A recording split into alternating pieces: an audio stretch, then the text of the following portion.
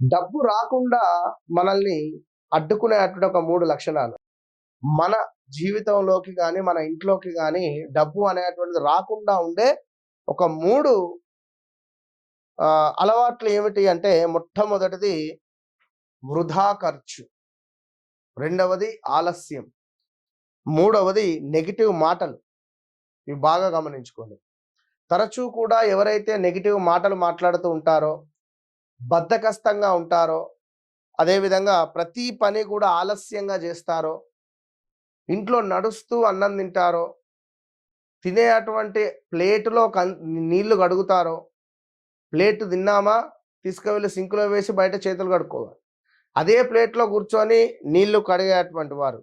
అదేవిధంగా వృధాగా డబ్బు ఖర్చు చేసేవారు. 10 ఖర్చయ్యే చోట 20 ఖర్చు పెట్టడం కానీ, లేదా రూ. 5 ఖర్చయ్యే చోట రూ. 10 ఖర్చు పెట్టడం కానీ, వృధా ఖర్చు అనేటువంటిది చేయడము. ఈ 3 అలవాట్లు ఎవరైతే మార్చుకుంటారో, మరి ఈ 3 అలవాట్లు అంటే ఏలినాటి శని, అర్ధాష్టమ శని లేదా జాతకరీత్యా నడిచేటువంటి దశ అంతర్దశలలోనో, శనైశ్వరుని యొక్క దశనో లేదా రాహు యొక్క దశనో రావడం ద్వారా కొంత మన లోపల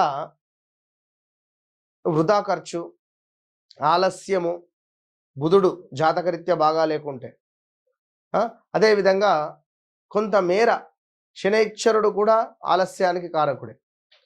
మరి ఇవన్నీ గమనించుకొని టైం పంక్చువాలిటీ అంటాడు అందుకే. సో తప్పకుండా అదేదో సినిమాలో 10 నిమిషాలు ముందు 10 నిమిషాలు లేటు అనేటువంటి పరిస్థితులలో భాగంగా ఇదంతా శనైశ్వరునికి సంబంధించినటువంటి పీరియడ్లోనే జరుగుతుంది.